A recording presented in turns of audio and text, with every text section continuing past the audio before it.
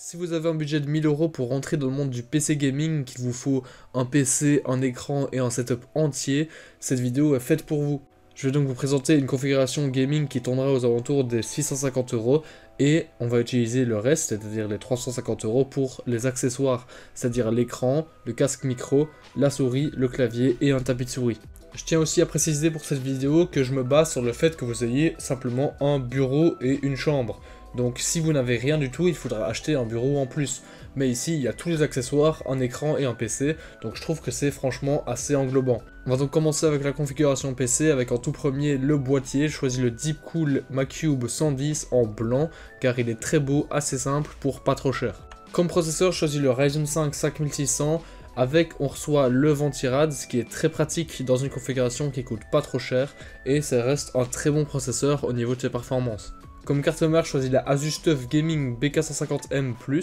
C'est une assez bonne carte mère pour 85 € qui vous laisse l'accès au RGB si vous changez de Ventirad. Il y a 4 ports de RAM, elle est assez belle et a quelques petits refroidisseurs pour les VRM. Comme carte graphique, je choisis la RX 6650, elle est franchement très intéressante. Je l'ai trouvée alors que je réalisais une autre vidéo, donc je l'ai vraiment mise en dernière minute. Elle coûte 290 €, c'est imbattable à ce prix-là.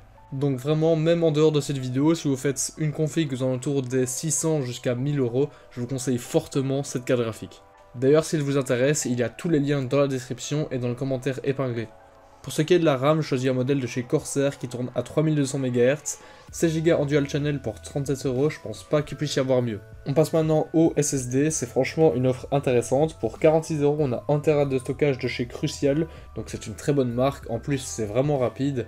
Donc 46 € pour une config à 650 €, je pense que c'est franchement une offre qui est assez intéressante. On passe maintenant à l'alimentation qui provient de chez Be Quiet, elle coûte 50 € pour 450 watts en 80+ bronze. Elle ne fera pas brûler votre maison, elle n'est pas trop chère, donc franchement je trouve ça assez intéressant. On a maintenant fini la partie configuration PC, donc si vous commandez tous les composants là, vous aurez un PC qui est fonctionnel, mais maintenant on va passer à tout ce qui est setup, donc l'écran et les accessoires. On va directement commencer avec l'écran qui est très intéressant, il provient de chez MSI, c'est le G2412 pour seulement 130 €. Il a un taux de rafraîchissement de 170 Hz, alors quand vous le recevrez, ce sera seulement 165, il faudra l'overclock de 5 Hz dans les paramètres de l'écran. Il a une dalle IPS qui est bien et il offre FreeSync, ce qui est très bien puisqu'on a une carte graphique qui vient de chez AMD, on pourra donc l'activer. On passe maintenant au casque et j'ai choisi le Fnatic React. Il a donc du très bon son, il est vraiment fort apprécié et il a un très bon micro, c'est pour ça que j'ai pas choisi de micro externe. Il coûte 76 € et que ce soit dans le gaming ou pour écouter de la musique, il est très bien. On passe maintenant au clavier, ce n'est pas forcément une marque qui est très connue, mais c'est un clavier qui est incroyable, je vous mets un petit sound test maintenant.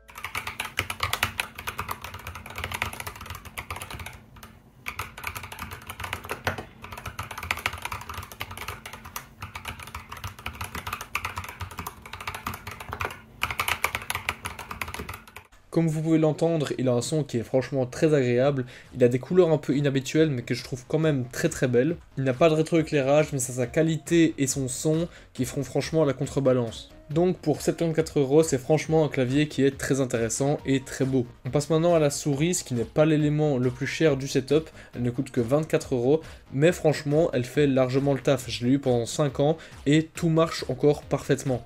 Donc si vous voulez une souris assez simple, que ce soit pour le gaming ou pour la bureautique, franchement elle fait l'affaire. Et on termine donc ce setup avec un tapis de souris XXL, il est assez épais, il fait 90 cm sur 40 et franchement il est assez bien, il a une partie antidérapante en dessous, donc pour 13 € ça fait large l'affaire.